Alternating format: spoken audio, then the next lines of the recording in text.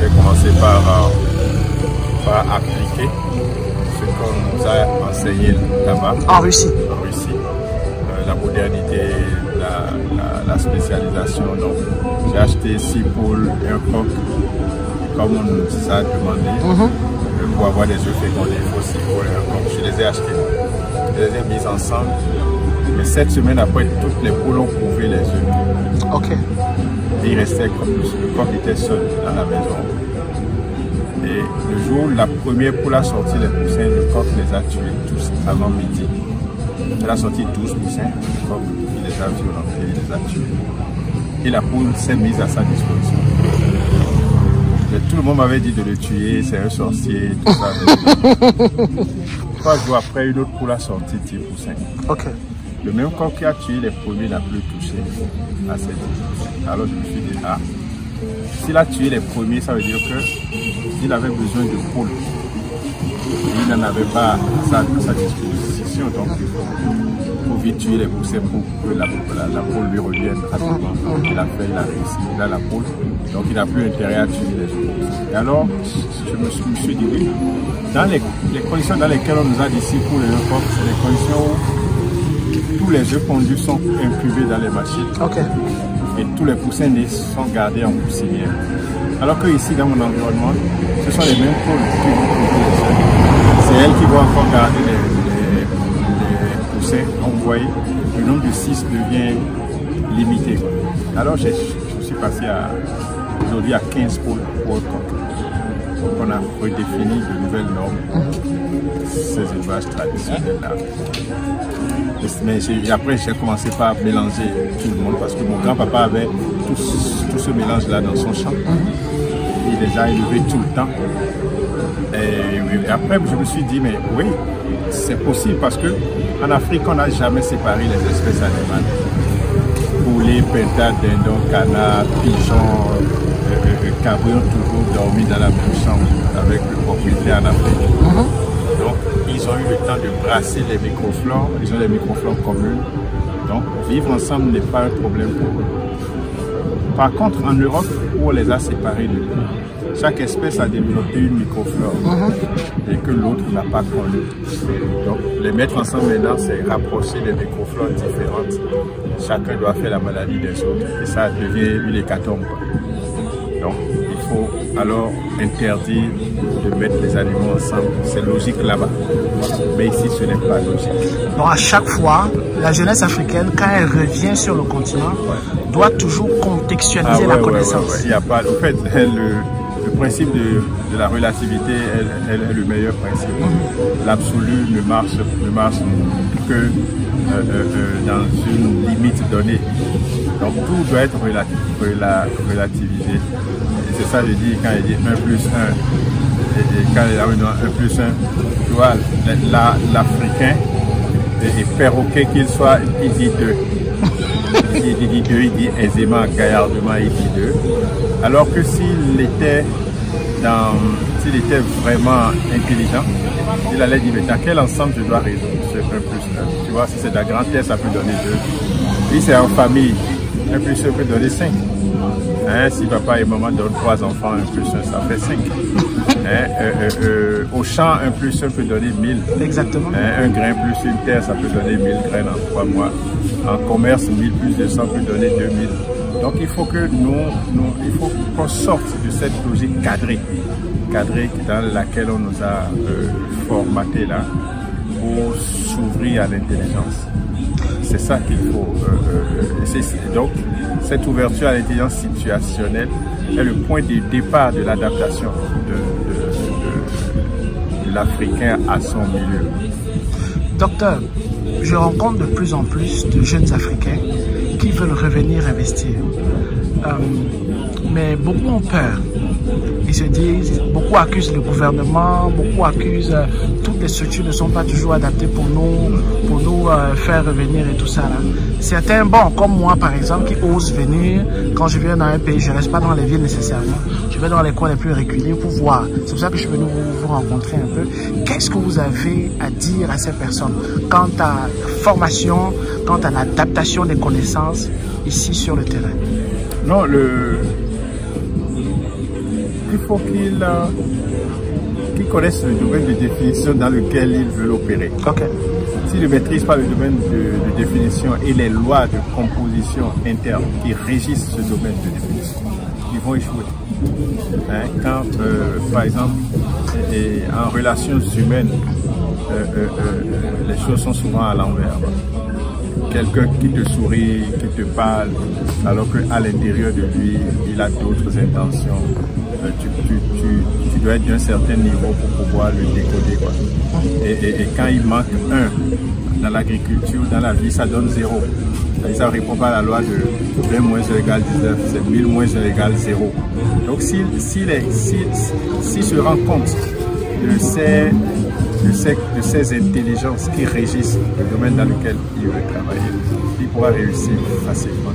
Donc il faut alors faire une meilleure analyse du milieu, connaître la sociologie du milieu, connaître les lois qui régissent les activités qu'ils veulent mener.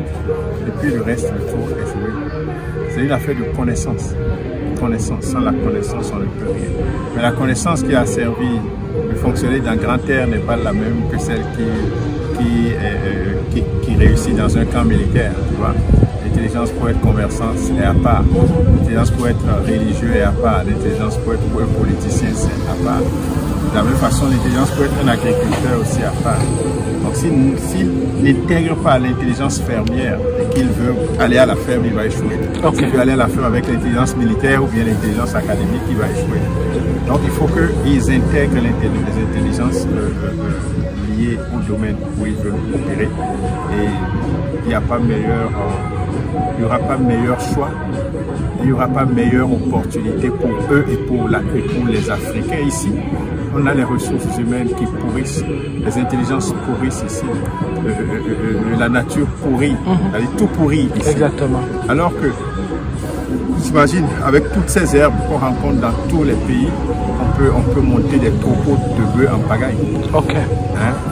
Et puis développer cette filière bovine, on peut monter des troupeaux de moutons et développer cette filière ovine et autres. On a des ressources. Tous ces pauvres qui sont là sont des potentiels porteurs de projets. Donc il faut mieux. Donc, il faut qu'ils définissent le cadre, qu'ils définissent les objectifs, et qu'ils définissent les moyens, les ressources humaines qu'ils doivent fédérer. Nous, on peut jouer le rôle de conseiller. Il y a tellement de choses qu'on peut faire. Hein, ici, le paysan, il travaille à peine 3 heures par jour et 5 mois dans l'année. Tu vois, il a 7 mois encore libre. Il a 5 heures dans la journée qu'il n'utilise à rien. Donc on peut meubler ces heures-là en allant en partenariat économique avec eux. Et en jouant aussi sur la connaissance du milieu, on peut faire. Que dites-vous à ceux qui pensent que le secteur primaire, c'est un secteur d'avenir en Afrique, surtout quand on commence à transformer aussi les ressources qu'on produit? Non, mais même d'abord, même l'agriculture simplement, la simple agriculture, elle est rentable. Donc à partir de là, c'est-à-dire, c'est une rentabilité échelonnée, exponentielle. Si vous passez à la transformation, si vous passez à la commercialisation. Donc, c'est des choses qui viendront toutes seules. Le paysan, en fait, c'est quand ce sont les difficultés qui créent le génie. Okay. Et que quand vous n'êtes pas con et que vous avez la tête sur les épaules, vous voyez, vous transformez les opportunités rapidement en finance, quoi, en argent, quoi. Donc,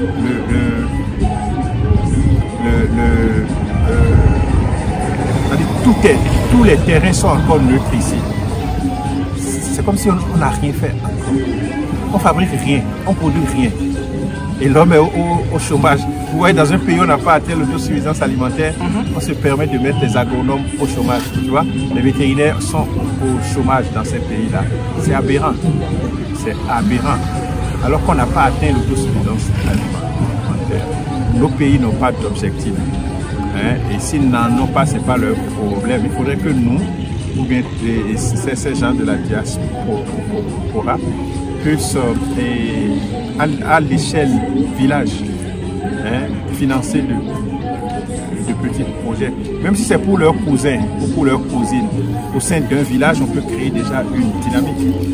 Hein, une dynamique autogérée. Ça va donner, si on met les gars qu'il faut. Personne n'est méchant volontairement. En quoi l'énergie solaire peut vraiment aider à bien exploiter le secteur primaire et surtout au niveau de la transformation? Bon, je dirais l'énergie en général. Parce que de la même façon qu'on a des chutes d'eau, on a de l'eau qui nous inonde, on peut fabriquer l'électricité de façon gratuite.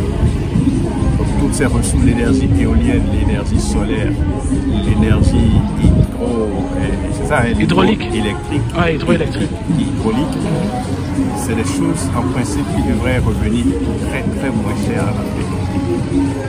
Mais j'ai l'impression que tout ce qui est profitable pour l'Afrique n'est pas exploité. Ok. Hein? Donc si les gens peuvent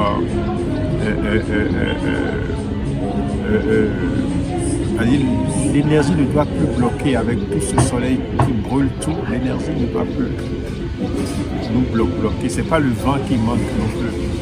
C'est juste la technologie, c'est juste une ouverture d'esprit, hein? C'est juste une volonté politique, une volonté communautaire, hein? qui peut régler cette problème.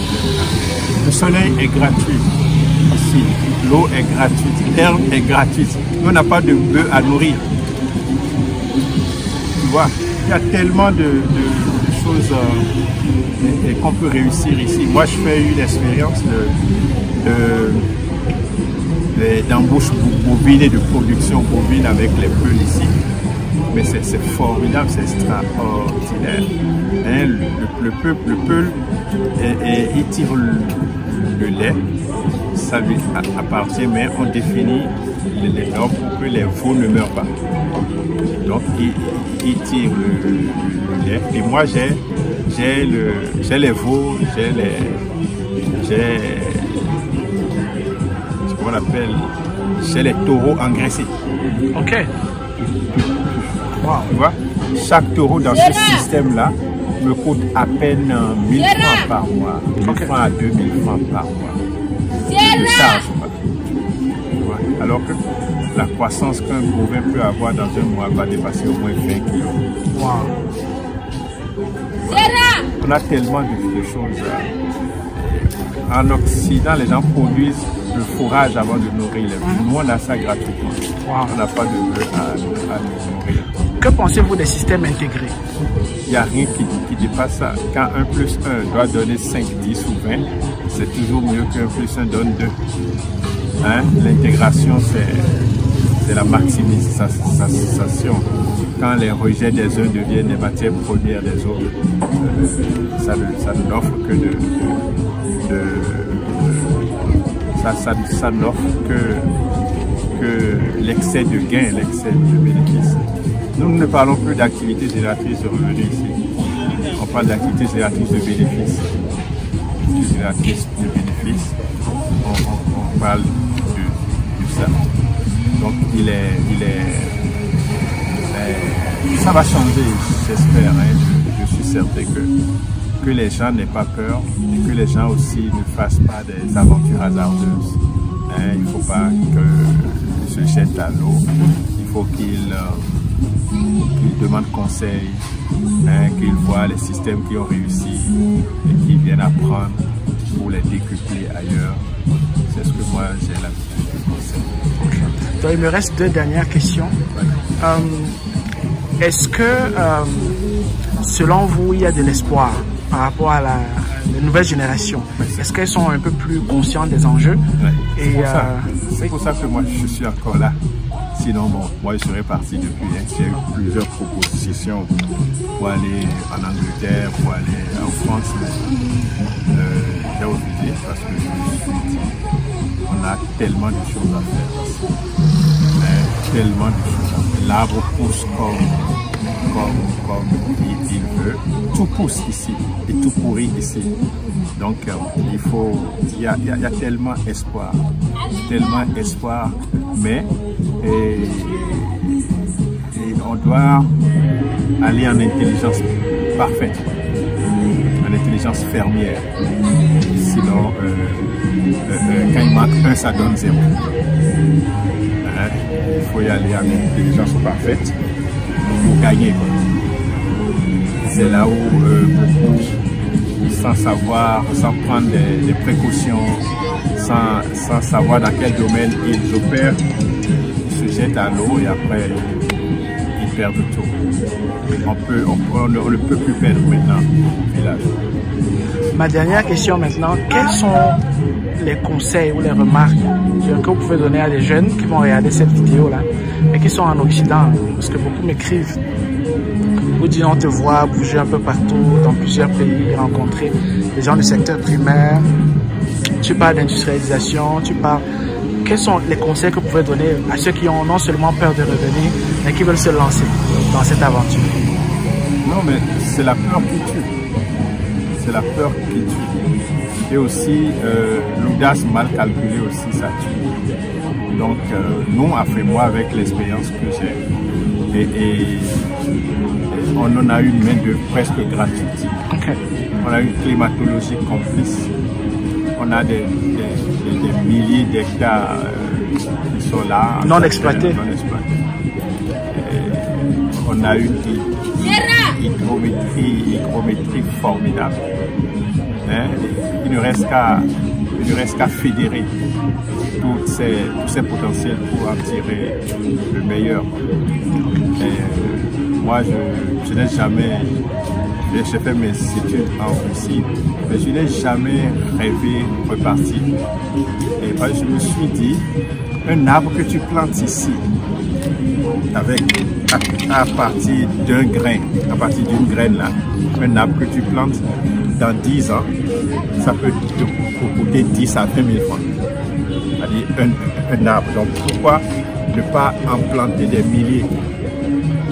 Même simplement planter des arbres sur des années,